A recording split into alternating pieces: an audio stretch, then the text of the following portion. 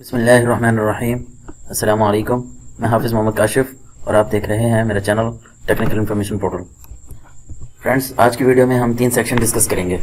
एक तो यह है कि टैक्स रिटर्न फाइल करते हुए हमने कौन सी इन्फॉर्मेशन गैदर करनी है और रिकॉर्ड कीपिंग किस तरह करनी है, कौन से डॉक्यूमेंट्स वगैरह चाहिए, क्योंकि ये बहुत ही अहम और इम्पोर्टेंट सेक्शन है जिसको लोग इग्नोर कर देते हैं और हर साल अपनी टैक्स रिटर्न फाइल करके अपनी जान छुड़वाने की कोशिश करते हैं। वो ये चाहते हैं कि हम just active tax payer list में आ जाएं और हम फाइलर बन जाएं और इसके बेनिफिट्स ले लें। लेकिन बिहाइंड द सीन जब कभी नोटिस आते हैं, किस बेस पर आते हैं, क्या चीज़ें ज़रूरत होती हैं और किन चीज़ों का हम ख्याल नहीं करते जिसकी वजह से नोटिस आ रहे होते हैं, तो जब नोटिस आ जाता है तो डील कैसे करते हैं, किन चीज़ों की ज़रूरत पड़ती है, तब हमें वो चीज़ मिलती नहीं है। क्योंकि पाकिस्तान का सिस्टम ऐसा है, आपको 4 साल के बाद भी पिछले 4 सालों का, 5 सालों का नोटिस आ सकता है, क्योंकि FBI आपको प्रीवियस 5 ईयर्स का रिकॉर्ड किसी टाइम भी डिमांड कर सकता है, ऑडिट कर सकता है, पूछ सकता है, टैक्स रिटर्न्स भी मांग सकता है।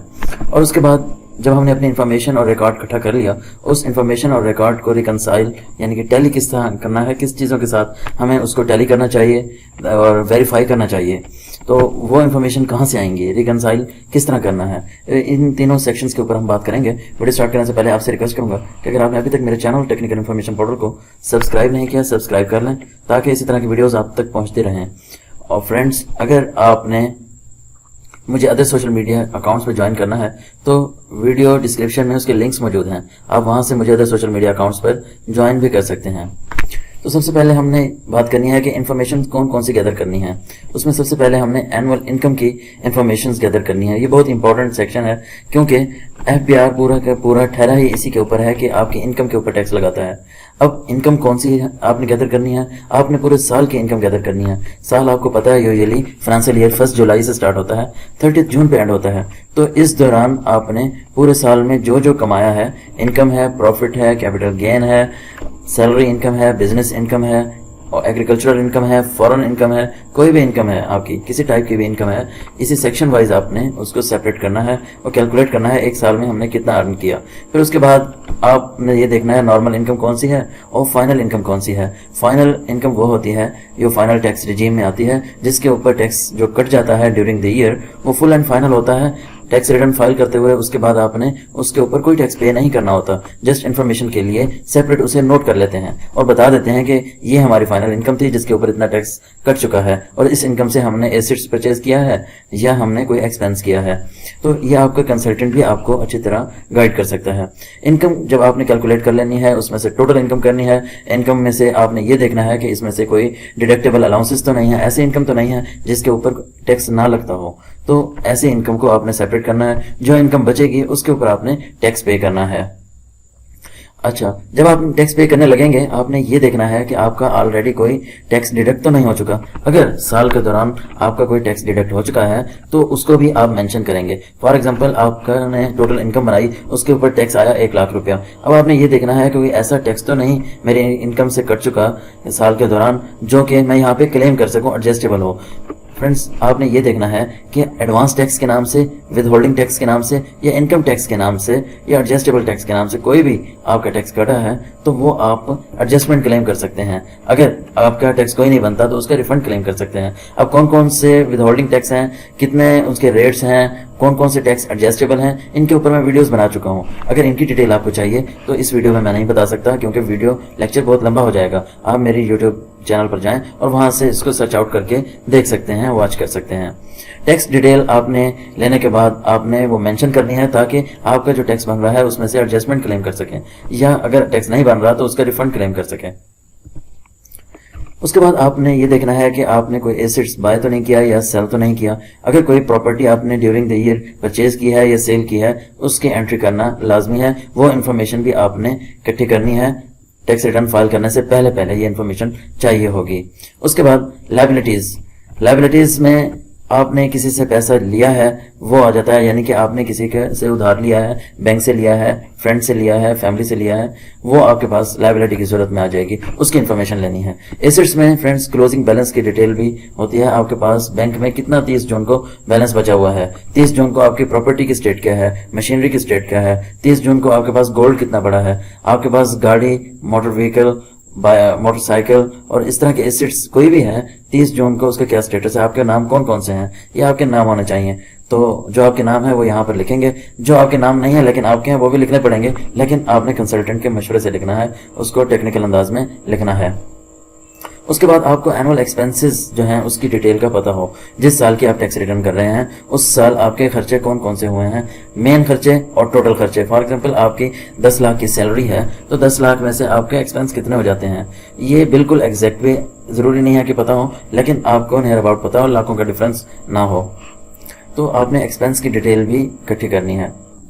ये इन्फॉर्मेशन हमें चाहिए टैक्स रिटर्न से पहले जब हम फाइल करने लगे, तो इस इन्फॉर्मेशन के बगैर आप टैक्स रिटर्न फाइल करने ना बैठें, क्योंकि जब आप ये काम करने बैठेंगे इन चीज़ों की जरूरत पड़ेगी, ये नहीं होंगे तो आप टैक्स रिटर्न फाइल नहीं कर सकेंगे। अगर आप किसी कंसल्टेंट से करवा रहे हैं तब भी ये इन्फॉर्मेशन लेकर उसके पास जाएं, ताकि वो आपका वन सिटिंग में आपकी टैक्स रिटर्न फाइल कर दे। अब हमें रिकॉर्ड कीपिंग किस तरह करनी है, कौन कौन से रिकॉर्ड की ज़रूरत है और ये कब काम आता है, इस चीज़ के ऊपर हम बात करते हैं। फ्रेंड्स, सबसे पहले आप ये काम करें, एक अपनी हार्ड फाइल बना लें टैक्स पेयर्स रिकॉर्ड्स के नाम से, या अपना नाम लिख के आप लिख दें कि FBR का रिकॉर्ड है, टैक्स रिटर्न का रिकॉर्ड है, उस नाम से एक हार्ड फाइल बनाएं और सॉफ्ट फाइल भी बनाएं। इस सारे रिकॉर्ड को आप स्कैन करके अपनी ईमेल पर, जीमेल पर या गूगल ड्राइव में कहीं भी आप सॉफ्ट फॉर्म में स्कैन करके रखें, अपने ऑनलाइन एक्सेस हो, ताकि आप कहीं भी हैं आपको इस रिकॉर्ड की ज़रूरत है तो फ़ौरन निकाल कर आप वहाँ पर चेक कर लें, कहीं को देना है तो उसको प्रोवाइड कर दें। तो आपने हार्ड फाइल और स्कैन फाइल, सॉफ्ट फाइल लाजमी मेंटेन करनी है। ये इसलिए भी होता है कि समटाइम्स आप मुल्क से बाहर हैं या कहीं ऐसी जगह पर हैं और कोई नोटिस आया है तो आपको रिकॉर्ड की ज़रूरत है, तो आप फ़ौरन ही अपने कंसल्टेंट को, अगर आपकी जीमेल में पड़ा है तो वो जीमेल फॉरवर्ड कर दें, तो अगर आपको कहीं उसकी ज़रूरत पड़ी है तो फ़ौरन निकाल लें, क्योंकि हार्ड कॉपी तो अपने पास नहीं रख सकता, लेकिन हार्ड कॉपी इसलिए भी होनी चाहिए, खुदा न खास्ता जीमेल का पासवर्ड लॉस्ट हो गया है या आपका सॉफ्ट डाटा वायरस की वजह से या किसी वजह से भी कंप्यूटर में पड़ा था वो आप एक्सेस नहीं कर सकते, करप्ट हो गया, तो हार्ड फाइल आपके पास मौजूद होनी चाहिए। अच्छा, उसके बाद आपने इनकम का प्रूफ लाजमी अपने पास रखना है हार्ड एंड सॉफ्ट में। जैसे अगर आप सैलरीड पर्सन है, सैलरी स्लिप होनी चाहिए। अगर बिजनेस करते हैं तो आपके पास अकाउंट्स के होना चाहिए बने हुए और लेजर्स बने हुए होने चाहिए कि आपकी इनकम कितनी है, सेल कितनी है, कॉस्ट कितनी है, एक्सपेंसेस कितने हैं, कौन कौन से हैं, और बिजनेस का कैपिटल कितना है, बिजनेस की इक्विटी कितनी है, कैपिटल कितना है, और बिजनेस में आपने कर्जा कितना लिया हुआ है। ये सारे आपके पास लेजर और रिकॉर्ड होना चाहिए। आपको ये बिजनेस में भी फायदा देगा, टैक्स रिटर्न फाइल करते हुए भी फायदा देगा, अगर कोई नोटिस आ जाता है उसके जवाब देने में भी फायदा देगा, और आप परफेक्टली प्रैक्टिकली उस काम को करेंगे तो उसका एक अलग सेटिस्फेक्शन है, अलग ही मजा है। आपने बैंक स्टेटमेंट्स मंथली लेकर अपने रिकॉर्ड का हिस्सा बनाए, बैंक स्टेटमेंट से अपनी चीज़ों को टैली करें।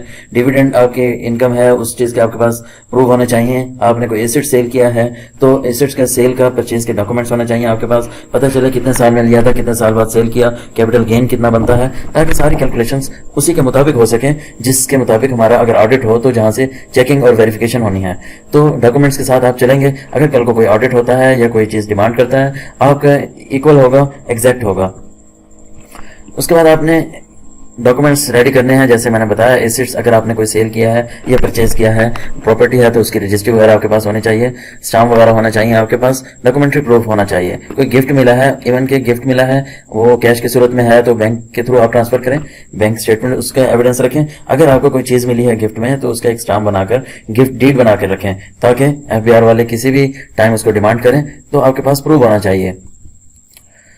लोन पेएबल या रिसीवेबल के आपके पास डॉक्यूमेंट होना चाहिए। किसी से कर्जा लेना है आपका मुआहदा रिटर्न होना चाहिए, ज़बानी कलामी आप इस तरह की ट्रांजैक्शंस भी ना करें, तो रिसीवेबल और पेएबल के प्रूफ होना चाहिए। कोशिश ये करें क्योंकि कर्जा लेना है तो उसको बैंकिंग चैनल को आप यूज़ करें ताकि वो भी एक एविडेंस के तौर पे यूज़ होता है। अगर पे बैक करना है तो भी आप बैंकिंग चैनल को यूज़ करें, ऑनलाइन ट्रांसफर करें। एक्सपेंसेस की डिटेल होनी चाहिए, किस तरह आप ले सकते हैं। एक तो यह है कि बड़े बड़े एक्सपेंसेस जो होते हैं आप बैंकिंग ऐप के थ्रू करें, जैज कैश इजी पैसा के थ्रू भी कर सकते हैं, मोबाइल बैंकिंग ऐप भी यूज कर सकते हैं जहां पर रिकॉर्ड होता है आपका, सेपरेट आपको लेजर मेंटेन नहीं करना पड़ता। यूटिलिटी बिल्स है ऑनलाइन पे करें, रेंट पे करना है, ट्रैवलिंग है, हेल्थ है, इन ये स्पेसिफिक हेड्स जो हैं ये रिप्रेजेंट करते हैं आपके इनकम लेवल को भी, इसलिए FBR इनको सेपरेट भी डिमांड करता है। इनके ऊपर आपका कितना खर्चा आता है, बच्चों के एजुकेशन के ऊपर कितना आता है, फंक्शंस के ऊपर आप कितना खर्च करते हैं, तो यहाँ से आपकी इनकम का भी अंदाजा लगाता है FBR और इसलिए इनको सेपरेट डिमांड करता है। यूटिलिटी बिल्स हैं जो आपके नाम है उनको आप देखकर जून का बिल आप निकालेंगे तो पिछले 12 महीनों के बिल्स वहां शो हो रहते हैं, वहां से आप उनकी कैलकुलेशन भी कर सकते हैं। यहाँ टैक्स डिडक्शन डिटेल्स जो होती हैं आपकी, उनके भी आप प्रूफ रख सकते हैं, वो भी आपका एक्सपेंस भी हैं और क्लेमेबल भी हैं। टैक्स डिडक्शंस, विदहोल्डिंग टैक्स जैसे कि मैंने बताया वो क्लेम भी कर सकते हैं, सेल टैक्स वगैरह वो इनकम टैक्स में क्लेम नहीं कर सकते। इसके बाद रिकंसिलेशन आपने करनी है। आप इस सारे इन्फॉर्मेशन और रिकॉर्ड को टैली कहाँ से करेंगे कि एफबीआर के पास कौन सा ऐसा डाटा मौजूद होता है जिसके साथ वो टैली करके आपको नोटिस भेजता है। एफबीआर के पास भी कोई चीज़ होनी चाहिए, कोई प्रूफ होना चाहिए जिसकी बिना पर आपको कहे कि नहीं आपने ये जो प्रॉपर्टीज लिखी हैं कम लिखी हैं या ज़्यादा लिख दी हैं, आपकी इतनी नहीं है। तो इसका प्रूफ जो है आपने कहाँ से टैली करना है और एफबीआर कहाँ से टैली करता है। एफबीआर के पास एक डाटाबेस है जो नादरा के साथ लिंक करके, बैंक के साथ लिंक करके वो कलेक्ट करता है और वो फिर कस्टमर को भी उसकी एक्सेस दे देता है कि आप, अगर आपके माइंड में ये है कि हम अपनी इनकम छुपा लेंगे तो हमारे पास इसका डाटा है, आप टैली करके एटलीस्ट ये ठीक करके लिखें। अब MIS पोर्टल से आप ले सकते हैं, जो कि IRS पोर्टल पर MIS का ऑप्शन मौजूद है। यहाँ से आपने किस तरह अपना डाटा निकालना है और टैली करना है, इसके ऊपर भी मैं वीडियो बना चुका हूँ, इसलिए यहाँ पर मैं ज़्यादा टाइम नहीं लूँगा।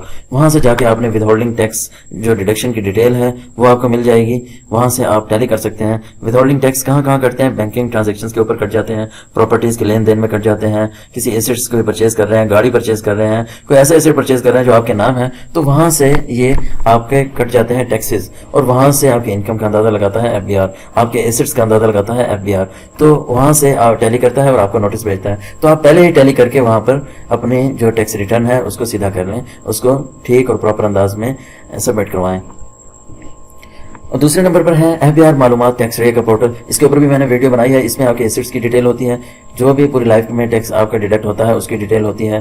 तो बैंकिंग के ऊपर जो टैक्स कटता है, प्रॉपर्टीज के ऊपर कटता है, इसके अलावा कोई कटता है, तो सारी डिटेल यहाँ पर भी मौजूद होती है। यहाँ से भी आप टैली कर सकते हैं, निकाल सकते हैं और टैली करने के बाद आप अपने इन्फॉर्मेशन टैक्स रिटर्न में पुट करें ताकि गलती के चांस कम से कम हो, नोटिस भी कम से कम आए।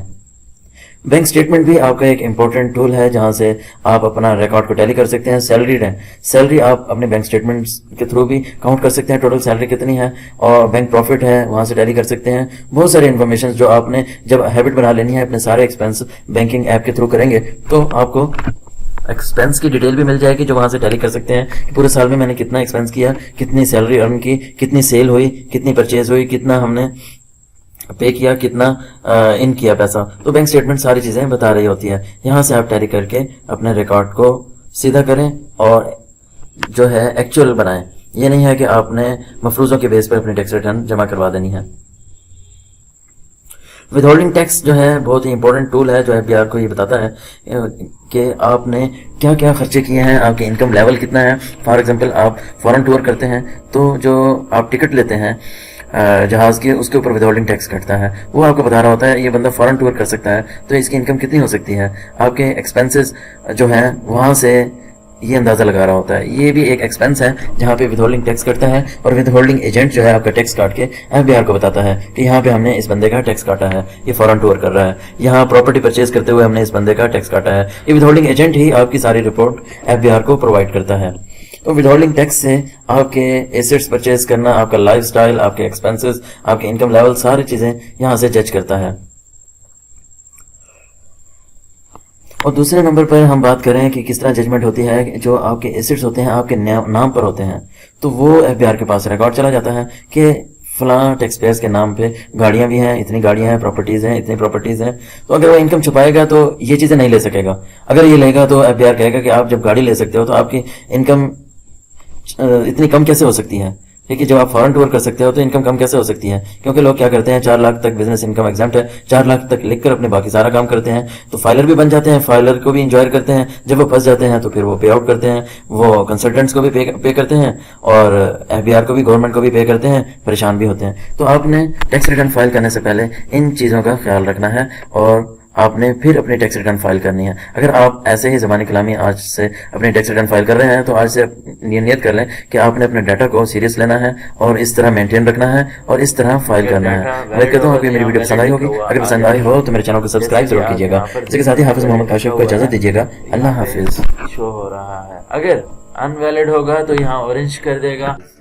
Be aware with Technical Information Portal. Like, share Technical Information Portal for more updates. Contact on WhatsApp number 034177637776 for paid service only. Subscribe. Subscribe.